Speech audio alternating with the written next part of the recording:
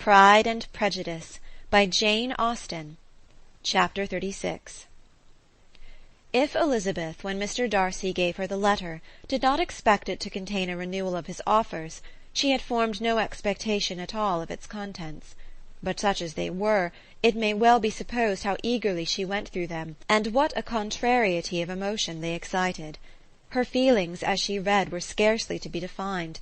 With amazement did she first understand that he believed any apology to be in his power, and steadfastly was she persuaded that he could have no explanation to give which a just sense of shame would not conceal. With a strong prejudice against everything he might say, she began his account of what had happened at Netherfield. She read with an eagerness which hardly left her power of comprehension, and from impatience of knowing what the next sentence might bring, was incapable of attending to the sense of the one before her eyes. His belief of her sister's insensibility she instantly resolved to be false, and his account of the real, the worst objections to the match, made her too angry to have any wish of doing him justice. He expressed no regret for what he had done which satisfied her. His style was not penitent, but haughty. It was all pride and insolence. But when this subject was succeeded by his account of Mr. Wickham, when she read with somewhat clearer attention a relation of events which, if true, must overthrow every cherished opinion of his worth, and which bore so alarming an affinity to his own history of himself, her feelings were yet more acutely painful and more difficult of definition. Astonishment, apprehension, and even horror oppressed her. She wished to discredit it entirely, repeatedly exclaiming, "This must be false! This cannot be! This must be the grossest falsehood!" And when she had gone through the whole letter, though scarcely knowing anything of the last page or two, put it hastily away, protesting that she would not regard it, that she would never look in it again. In this perturbed state of mind, with thoughts that could not rest on anything, she walked on, but it would not do. In half a minute the letter was unfolded again, and collecting herself as well as she could, she again began the mortifying perusal of all that related to Wickham, and commanded herself so far as to examine the meaning of every sentence. The account of his connection with the Pemberley family was exactly what he had related himself, and the kindness of the late Mr. Darcy, though she had not before known its extent, agreed equally well with his own words. So far each recital confirmed the other, but when she came to the will, the difference was great. What Wickham had said of the living was fresh in her memory, and as she recalled his very words, it was impossible not to feel that there was gross duplicity on one side or the other, and for a few moments she flattered herself that her wishes did not err. But when she read and re-read with the closest attention the particulars immediately following of Wickham's resigning all pretences to the living, of his receiving in lieu so considerable a sum as £3,000, again was she forced to hesitate. She put down the letter, weighed every circumstance with what she meant to be impartiality, deliberated on the probability of each statement, but with little success. On both sides it was only assertion. Again she read on, but every line proved more clearly that the affair, which she had believed it impossible that any contrivance could so represent as to render Mr. Darcy's conduct in it less than infamous, was capable of a turn which must make him entirely blameless throughout the whole. The extravagance and general profligacy which he scrupled not to lay at Mr. Wickham's charge exceedingly shocked her, the more so as she could bring no proof of its injustice. She had never heard of him before his entrance into the Blankshire militia, in which he had engaged at the persuasion of the young man who, on meeting him accidentally in town, had there renewed a slight acquaintance. Of his former way of life nothing had been known in Hertfordshire but what he told himself. As to his real character, had information been in her power, she had never felt a wish of inquiring. His countenance, voice, and manner had established him at once in the possession of every virtue. She tried to recollect some instance of goodness, some undistinguished trait of integrity or benevolence, that might rescue him from the attacks of Mr. Darcy, or at least, by the predominance of virtue, atone for those casual errors under which she would endeavour to class what Mr. Darcy had described as the idleness and vice of many years' continuance. But no such recollection befriended her. She could see him instantly before her, in every charm of air and address, but she could remember no more substantial good than the general approbation of the neighbourhood, and the regard which his social powers had gained him in the mess. After pausing on this point a considerable while, she once more continued to read. But alas!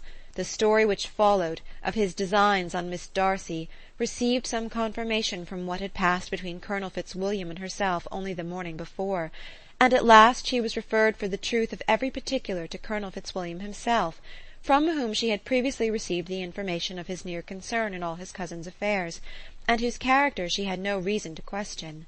At one time she had almost resolved on applying to him, but the idea was checked by the awkwardness of the application, and at length wholly banished by the conviction that Mr. Darcy would never have hazarded such a proposal if he had not been well assured of his cousin's corroboration. She perfectly remembered everything that had passed in conversation between Wickham and herself, in their first evening at Mr. Phillips's. Many of his expressions were still fresh in her memory. She was now struck with the impropriety of such communications to a stranger, and wondered it had escaped her before. She saw the indelicacy of putting himself forward as he had done, and the inconsistency of his professions with his conduct. She remembered that he had boasted of having no fear of seeing Mr. Darcy, that Mr. Darcy might leave the country, but that he should stand his ground. Yet he had avoided the Netherfield ball the very next week. She remembered also that, till the Netherfield family had quitted the country, he had told his story to no one but herself, and that after their removal it had been everywhere discussed, that he had then no reserves, no scruples in sinking Mr. Darcy's character, though he had assured her that respect for the father would always prevent his exposing the son. How differently did everything now appear in which he was concerned! His attentions to Miss King were now the consequence of views solely and hatefully mercenary, and the mediocrity of her fortune proved no longer the moderation of his wishes, but his eagerness to grasp at anything. His behaviour to herself could now have had no tolerable motive. He had either been deceived with regard to her fortune, or had been gratifying his vanity by encouraging the preference which she believed she had most incautiously shown. Every lingering struggle in his favour grew fainter and fainter, and in farther justification of Mr. Darcy, she could not but allow Mr. Bingley, when questioned by Jane, had long ago asserted his blamelessness in the affair, that proud and repulsive as were his manners, she had never, in the whole course of their acquaintance, an acquaintance which had latterly brought them much together, and given her a sort of intimacy with his ways, seen anything that betrayed him to be unprincipled or unjust, anything that spoke him of irreligious or immoral habits, that among his own connections he was esteemed and valued, that even Wickham had allowed him merit as a brother, and that she had often heard him speak so affectionately of his sister as to prove him capable of some amiable feeling, that had his actions been what Mr. Wickham represented them, so gross a violation of everything right could hardly have been concealed from the world, and that friendship between a person capable of it and such an amiable man as Mr. Bingley was incomprehensible. She grew absolutely ashamed of herself. Of neither Darcy nor Wickham could she think without feeling she had been blind, partial, prejudiced, absurd. "How despicably have I acted!" she cried. "I who prided myself on my discernment, I who have valued myself on my abilities, who have often disdained the generous candour of my sister, and gratified my vanity in useless or blamable mistrust. How humiliating is this discovery! Yet how just a humiliation! Had I been in love, I could not have been more wretchedly blind. But vanity, not love, has been my folly.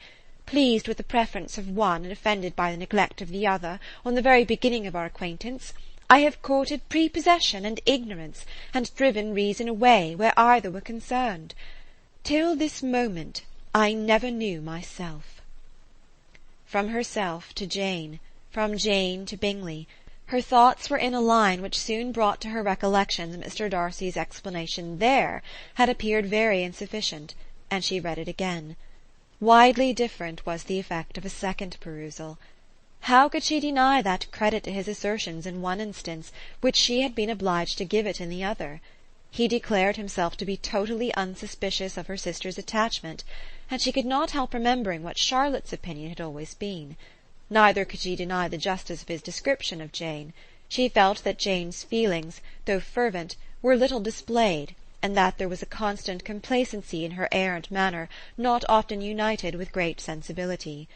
When she came to that part of the letter in which her family were mentioned in terms of such mortifying yet merited reproach, Her sense of shame was severe. The justice of the charge struck her too forcibly for denial, and the circumstances to which he particularly alluded as having passed at the Netherfield ball, and as confirming all his first disapprobation, could not have made a stronger impression on his mind than on hers. The compliment to herself and her sister was not unfelt. It soothed but could not console her for the contempt which had thus been self-attracted by the rest of her family, and as she considered that Jane's disappointment had in fact been the work of her nearest relations, and reflected how materially the credit of both must be hurt by such impropriety of conduct, she felt depressed beyond anything she had ever known before. After wandering along the lane for 2 hours, giving way to every variety of thought, to reconsidering events, determining probabilities, and reconciling herself, as well as she could, to a change so sudden and so important, fatigue and a recollection of her long absence made her at length return home, and she entered the house with the wish of appearing cheerful as usual, and the resolution of repressing such reflections as must make her unfit for conversation. She was immediately told that the 2 gentlemen from Rosings had each called during her absence, Mr. Darcy only for a few minutes to take leave, but that Colonel Fitzwilliam had been sitting with them at least an hour, hoping for her return, and almost resolving to walk after her till she could be found. Elizabeth could but just affect concern in missing him. She really rejoiced at it. Colonel Fitzwilliam was no longer an object. She could think only of her letter. End of chapter 36.